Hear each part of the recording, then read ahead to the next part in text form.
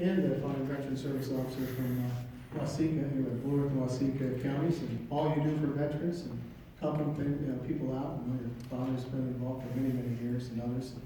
Our friend Joe Stack, where's Joe? Is he here? He's in the back. He's our Veterans Outreach Coordinator. And so if anybody ever has any issues dealing with veterans, and you talk with your fine veteran service officers in your counties or in our office, we're happy to have Joe and myself, Carol, any of us help you out. So I'm going to give you a real quick update on what's going on in Washington. But before that, just to address kind of the job in general, I am very much honored to be a representative in Congress, the U.S. House from Minnesota's 1st District. Our district goes all the way from South Dakota to Wisconsin and Iowa up about 80 miles. So New Prague would be basically the top of the district if you're looking at it from this point. And 21 counties, so pretty good territory to get across and to work through. We have quite a few people in the district that do outreach, including two right up here, Carol and Brian, who help us out. Carol's the district director. Neil Breitbart is here. He's our deputy. And I think Aaron Eberhard, that might be the group in addition to Joe. And so we do our best to help you out. There's several basic duties and responsibilities to the job. And the first is to vote. You have to go out to Washington, D.C. and cast votes on the House floor. And I've done that to 600 and let's see now, 67 times out of 671. So 99.5% voting record, pretty good. And we'll do that. And I try to reflect your views and values in that. We'll discuss how that works. And second, I serve on committees. So I work real hard with our leaders in the Republican Party because that's how it's done. The leaders in your own party are the ones that put you on your committees. And I told them, I said, hey, I make promises to people that if elected, I wanted to serve on the Ag Committee. And so we were able to secure that assignment. So I'm on Ag and also Small Business Committees, which pretty much fit this district. Our district has 3 sectors, main sectors: agriculture, small business and manufacturing, and medical. And then the next responsibility we have is to author legislation, like our bill that we have with Congressman Van Drew, a very bipartisan legislation to expand our workforce opportunities. We'll talk a little bit about that. And many, many of the bills that we've co-sponsored. And from there, I have responsibility to make sure that, and this is one of the best ones, to nominate people to serve in our service academies. Where go out to Colorado Springs and be there with the Air Force, or go to Annapolis with the Navy, or West Point. It's really quite an honor to be able to interact with so many young people who want to serve our country.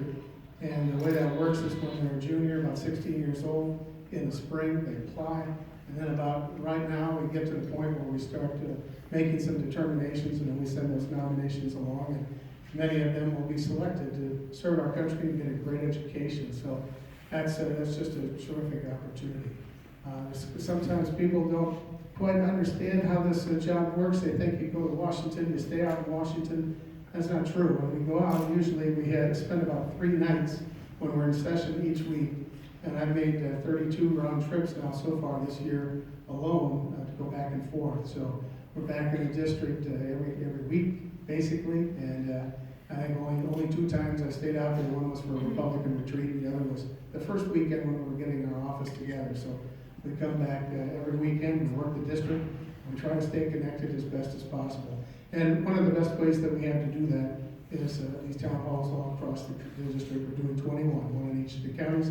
And we'll do even more than that. We'll do many by telephone later as we do it, and we'll come back and do some counties a second time. So in Washington, I guess you can tell there's kind of a lot going on and not a lot going on from your perspective. But the stuff that is going on, I guess I'll just put it this way. I guess with what's going to happen this next week, the very consequential votes, historic votes that will be taken, I just want to be flat out honest with you, as I have been with the folks in the district and through the media all along. I think that the impeachment process that the Democrats have undertaken is overtly political. I believe that it's divisive. I believe that it's unwarranted. It's an unwarranted attempt to remove our duly elected president. And when the articles of impeachment are submitted for a vote, I'm going to vote no.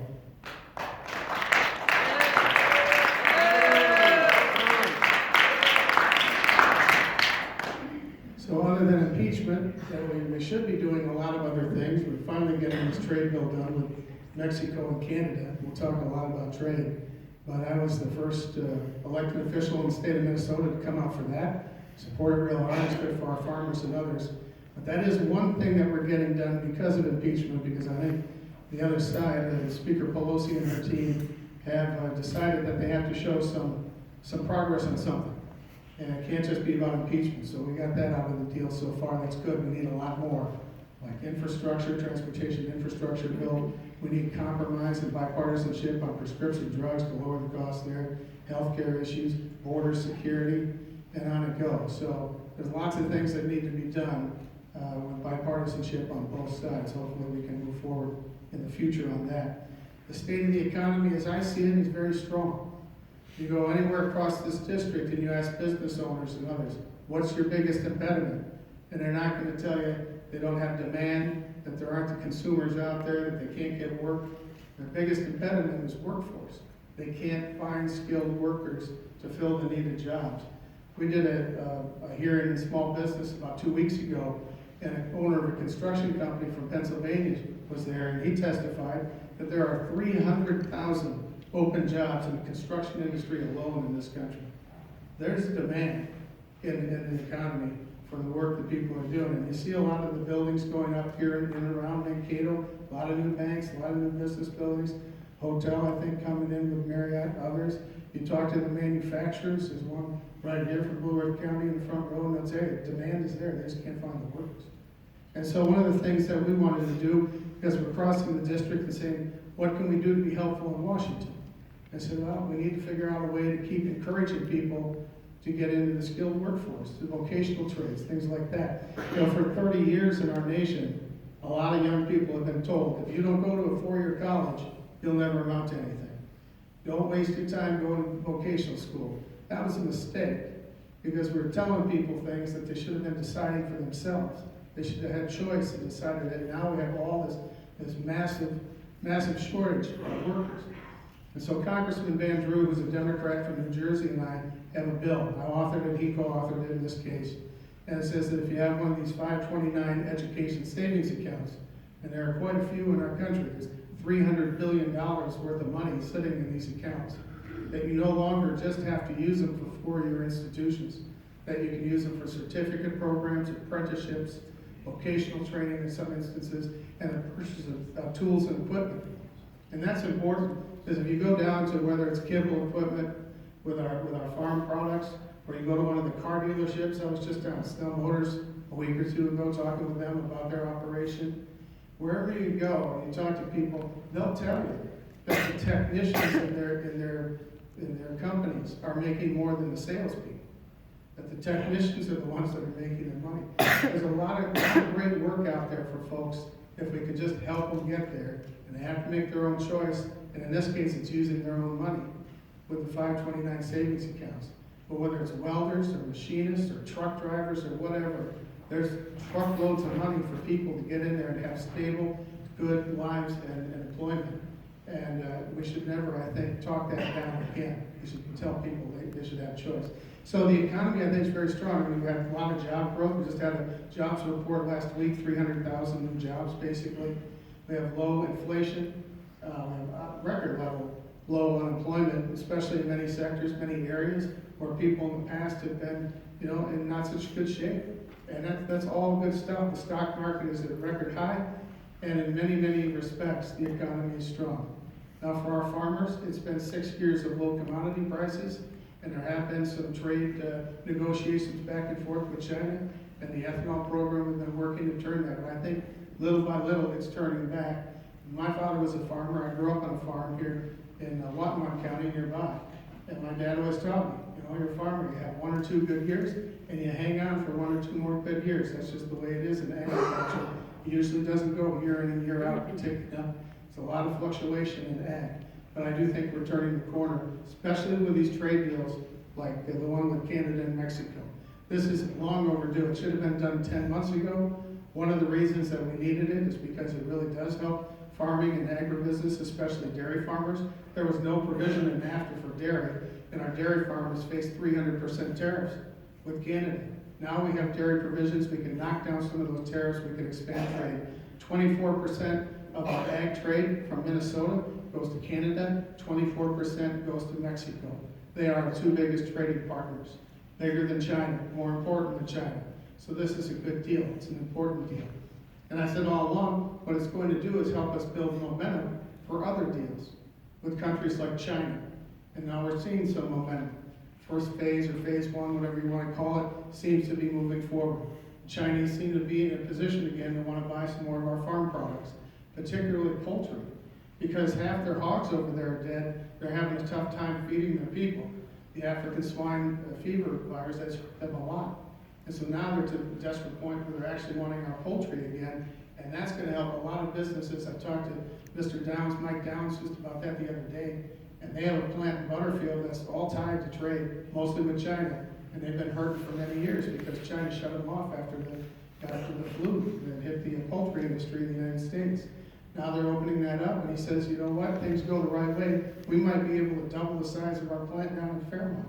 This is how things work with trade and opening markets, and it's all good for consumers and everybody along the lines. Have a deal with Japan coming up, that's good on beef and pork, that's really good for our livestock farmers. And then because of the Brexit vote basically yesterday where the Tories took back Great Britain with an almost unprecedented election, certainly haven't had this type of power since the 1980s with Thatcher. It's a good deal. You know what it means? Once they break loose of the European Union, they're going to cut a deal directly with the United States, and that's going to be good for them, and that's going to be good for us. Things are going the right way with the economy. The regulations have been shut down in many instances that were onerous. That helps lower cost of business. That helps you buy products at a lower cost. Taxes with tax reform have helped many small businesses and farmers and others. And you go right down the line, low energy costs because we have energy independence because of the policies of this administration and Republicans that wanted to open it up for oil, gas, and all of the above. These are all good things that help our economy, and things are in good shape, I believe, across the board. And then you get into what's going on with, I'd say that there are constitutional rights. And I don't believe that we've had a president who's been stronger on the right to life and the right to keep and bear arms and the right to religious freedom in my lifetime. And I'm a Reagan guy. I love Reagan, and I thought he was the best until Trump on this. But I do believe President Trump has been strongest in these areas. And all these things that I just talked about, when I was running for office and campaigned in front of you and told you where I stood on the issues and went and dealt with reporters and all these things, I told you that I was a conservative. That if elected, I would go to Washington and I would vote as a conservative. And I would be someone that would be for a strong defense, and we're doing terrific things there. Someone who wanted to secure our borders and have merit-based immigration, we're moving in the right direction there. Who wanted to reform government, not transform America into some social state, but reform the federal government in the areas of regulations and taxes, energy and welfare. I'm a work for welfare guy. And then when it came down to it, protect the basic constitutional rights, the right to life, the right to keep and bear arms, the right to religious freedom. That's what I promised on the way in. That's the way I voted in Washington. I think things are going in the right direction, but I'm happy to be with you here today and to take your questions and discuss the issues with you. Carol, let's get at it. Jesus.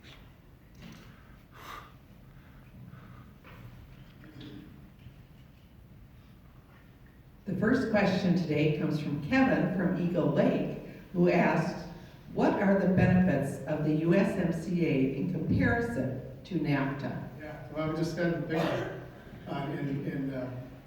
in agriculture across the board. And by the way, I don't know of one ag group that wasn't for this for the last 10 months where we're kind of sitting around watching. But dairy is a big theme, and pork, all the above. Because if you don't have this deal, you're back to where you were, and if we're back to where we were, it would have been worse on China. And I always told people, if we can't show that we could pass this deal with Canada and Mexico, then why would anybody expect the president to be able to work something out with China, an adversary?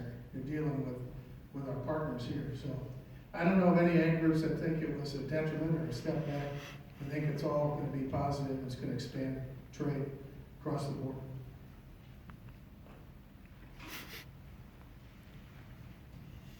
The next question is from Jason from Mankato. He says, hi. You always say you're clear in your positions, but you seem to be obfuscating on the Trump-Ukraine issue. Do you think it's acceptable for any elected official to withhold security assistance for political gain? Why or why not? I think I've been very clear on the whole Ukraine deal. It's unwarranted. There's no crime there. There's no impeachable offense in my view. I always said that I think it was the New Ulm Journal, whoever it was, maybe it was one of our town halls. To me, you know there's an impeachable offense when you see it. I haven't seen it. So that's where we are. I think a lot of this has been going on for a long time. I think there's been an element of the Democratic Party that has wanted to impeach the president since before he was president.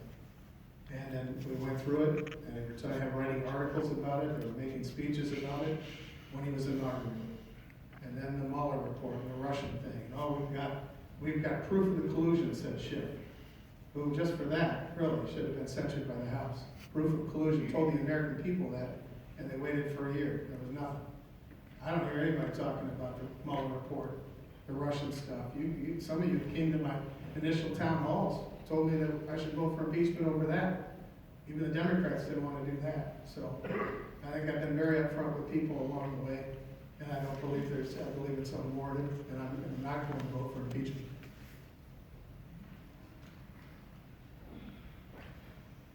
Lee from Mankato asked, climate change will have a profound effect on southern Minnesota as well as the rest of the country. What are your views on dealing with this existential threat? Well, you can have climate change. I said the world's been heating and cooling. The climate's been changing since God created it. We all know that. We're under an ice sheet here at one point. What's so fun about that? What's that? The earth hasn't been heating and cooling and climate changing since God created it. We were under an ice sheet here at one point, right? Yeah. Scientists understand climate change, and they understand the carbon dioxide in the atmosphere, Mm-hmm. which we're producing in unprecedented amounts, Yeah. is increasing the temperature. I'm sorry, but you don't have the science.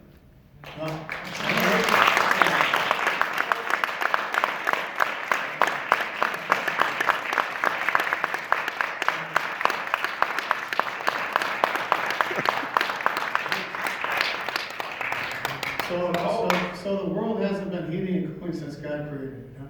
And it hasn't been changing. Cooling, but Yeah. it's a simple problem. It's all in space, it gets its energy from the sun. Yeah. The things that control the temperature are the energy that comes in, Yeah. the energy that's reflected, and greenhouse gases in the atmosphere. Well, didn't you used to call this the greenhouse effect like 30 years ago? I'm sorry. Yeah, you used to call this the greenhouse effect like 30 years ago, and then it was global warming, and now it's climate change. What's it going to be next week? I'm just wondering about that. And here's the deal.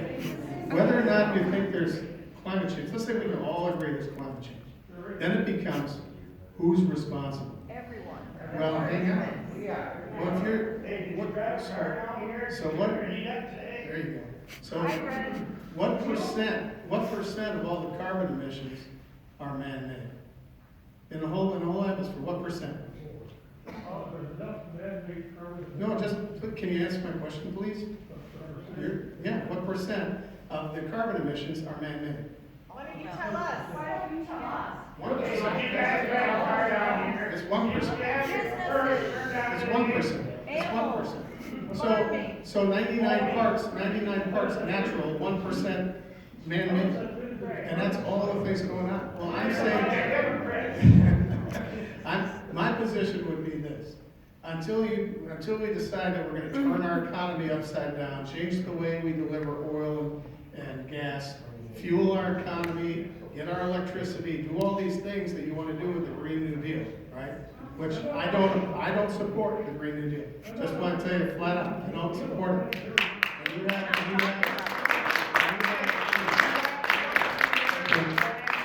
Ken, that's all right. It's okay, Ken. Let's just have a little dialogue. It's okay. So you want to do all these things, and yet usually when you propose them, the people that propose them will say, if we do all those things, we still can't tell you that it's going to make a difference. But we better do all those things. And I'm on the other side. I don't believe that. I think that if there is man-made global warming, which I don't believe there is, all right? Oh my God. I believe there's climate change. I believe there's climate change. I don't believe there's man-made climate change. So if you believe that, there are ways to mitigate that other than transforming economies and changing the way we deliver fuel and electricity and driving up the cost of every product and service in our economy, making us less competitive around the world and degrading our standard of living. Here's what I support in the area of energy, and I'm very, very honest about it. And if you have people on the other side that are for the Green New Deal, I'll be interested in campaigning with those people and debating that down the road. So far, nobody's come forward and said they're for that. You know, all these people that say they're for it, you might want to find a candidate that's for that, because so far I haven't heard that. I'm for an all-the-above strategy on energy.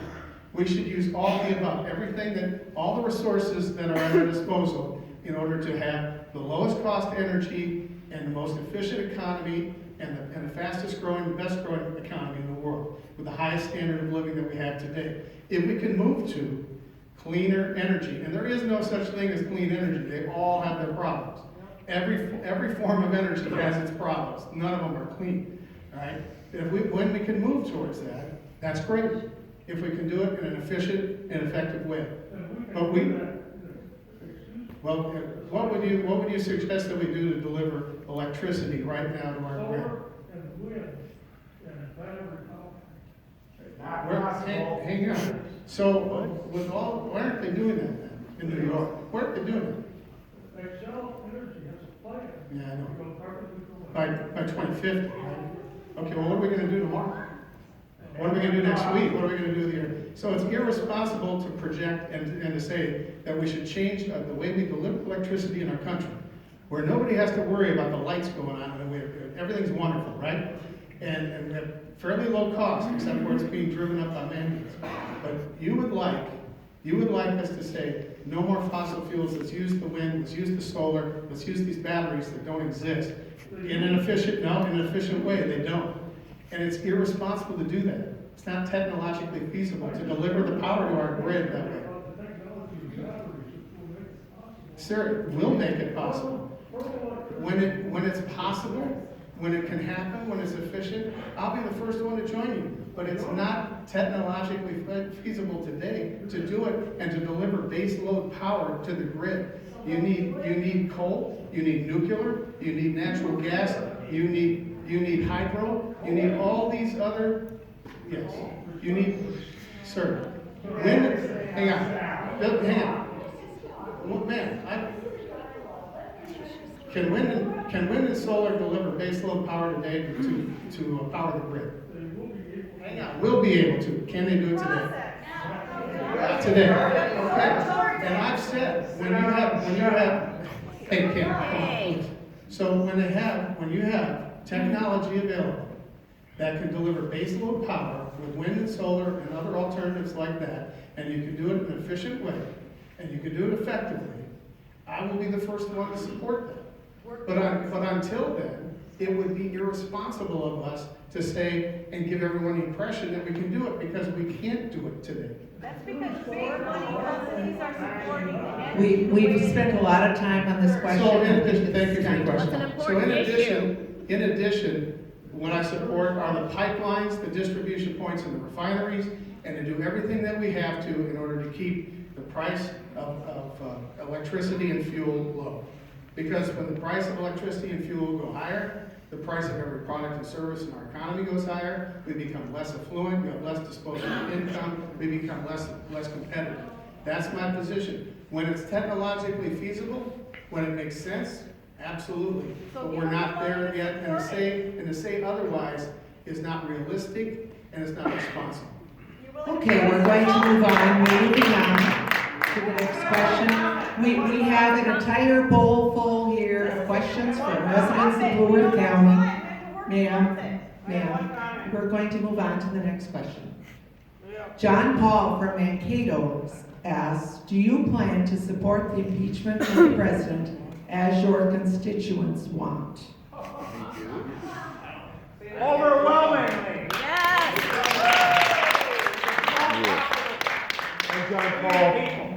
I'm John Paul, and I would like to see your polling data because you won the polling election. data? I don't need polling data. I told you what my position was. I understand, I'm but not you're not polling the supporting district. your constituents, then, and you only barely won the election. So? And a lot of people have changed their mind about Donald Trump.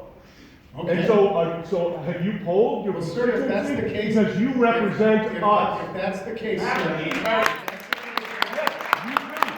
But if the majority are unrepresented, then you are not our I representative. don't know why you're so angry, okay? There's no reason to be angry. We can have a discussion, you don't need to be angry. The guy I don't who's get it. yelling, screaming, Hey, shut up sir, at the front. I've been as honest with you as anybody who's ever served in this seat has been about where I stood on this issue. You know where I stand. I do. I have 4 opponents that have never discussed this in public. Can't come out and tell anybody where they This is stand. about you. I would find that interesting. So maybe you should take whatever anger you brought to this and divert it to them and say, how come they're not standing up? You got this seat Because by that, attacking an honored veteran. Okay, You are not a so veteran. you're gonna turn this into a You political are thing. not a veteran. Sit down and shut up. let's be respectful of the congressman. Let's be respectful of the congressman and of one another. As I said at the beginning, this is not a political event. It's No, an it's official- absurdity. Sir, The very sir, things that you, please. sir, have been talking about technology and so on are the very things that are man-made. Sir, I'm going to have to ask you to leave Think if you that you're cannot be right. respectful. Please, Yeah. please. Let's be I hope the respectful question of is one another. Because you do not deserve your seat. Wrong. The congressman has many questions to answer from Blue Earth County residents, and we're going to move on. Paul Lang of Mankato asks, I'm of the understanding that there are a lot of bills passed by the House that haven't been brought to a vote in the Senate. Do you think that this is the way our government should function? So I agree with that. There are a lot of bills that passed the House and haven't gone through the Senate. And that was the case in the last Congress where the Republicans actually were in control of the House and sent a bunch of bills to the Senate and they didn't get through. And Republicans controlled the Senate in both instances. Why is that? Because the rules of the Senate are this: you need 60 votes to pass any bill. It's hard to get people to agree on what day it is over there, get 60 votes to do that. So the rules of the Senate are such that you know it's tough to get 60 votes.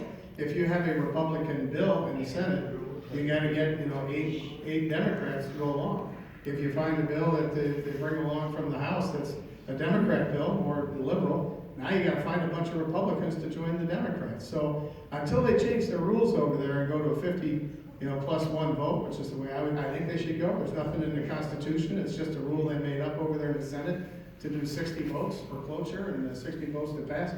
I think until they do that, we're gonna have a tough time getting things through the Senate. So what they've been spending their time on in the Senate is getting judges through. 170 new judges that the president has nominated. They've done a terrific job on that. I'm excited about the way that's worked out. One of them was Justice Kavanaugh, terrific guy, doing a great job. Justice Kavanaugh was absolutely despicable. You should never do things like that to somebody trying to get in office like that. But as far as the Senate's concerned, if you want to get bills through the Senate, if Speaker Pelosi wants to get bills through the Senate, there's a pretty simple way to do it. She just needs to go over and work with Mitch McConnell before she pushes her bills through the House. And they need to negotiate and they need to compromise.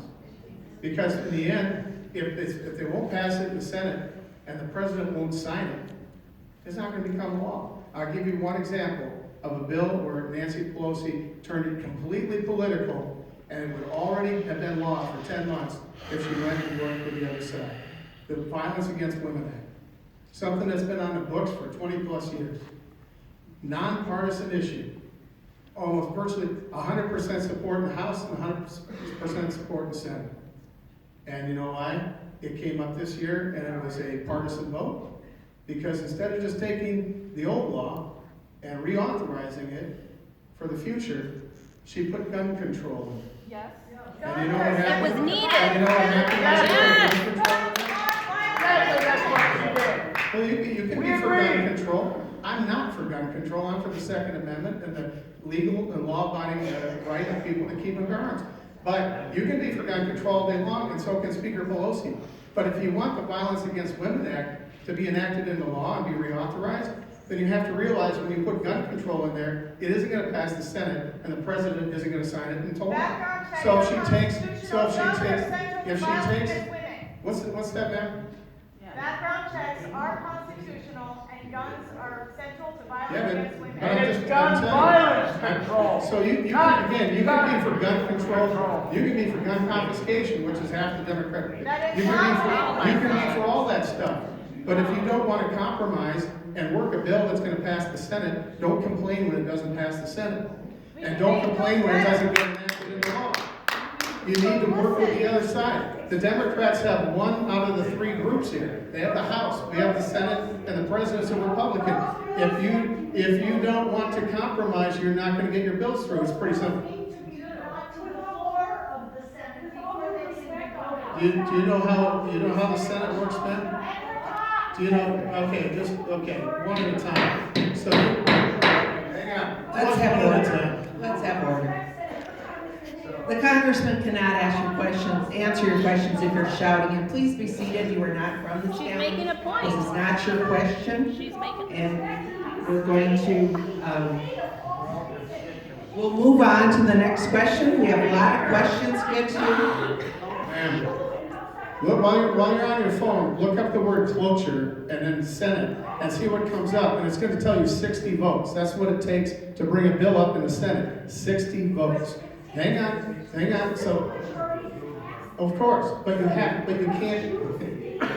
Oh, I'm sorry, I misspoke. It takes, well, you know, really. Here's what I didn't speak on. It takes 60 votes to bring the bill up in the Senate. If you don't get 60 votes to bring the bill up, you're not going to get the vote on final passage. You're correct, at final passage, it takes one vote more than that. Yeah. Well, is that the big deal? No, because you can't bring the vote up without 60 votes. So, okay. All right. We're going to move on to the next I'm not sure why question. that was such a big deal, but okay, whatever. We have a question of a congressman on robocalls. Brian from Mankato says, I got 5 robocalls yesterday. When can Congress stop them? Actually, they have a bill that's moving through. I think the Senate's actually passed that one too. So there is something on the way on robocalls. Originally, it was in the last Congress. I can't remember who introduced it. But Colin Peterson was one of the people, a Democrat, neighboring Democrat to our north, that sponsored that. We co-sponsored it. As did, I think, a lot of people, because they're like, these robocalls are out of control. So there is a bill moving. There should be some relief, and hopefully it's a lot better than than the do not call list or whatever they put together years ago. That was kind of a convoluted system. But we should see some progress in that real quick. Dr. Jeff Taylor from Mapleton asks, what are you doing to help reduce the high cost of health insurance? So Doc, I know you've been dealing with this for quite some time. Here's my position on health insurance, health care. I don't think Minnesota needed Obama. I think that was not good for the state of Minnesota. The state of Minnesota had almost 94% of the people with an insurance card had insurance in the state of Minnesota. We were a leader for the country. We had a system in place, a pool for people with high risk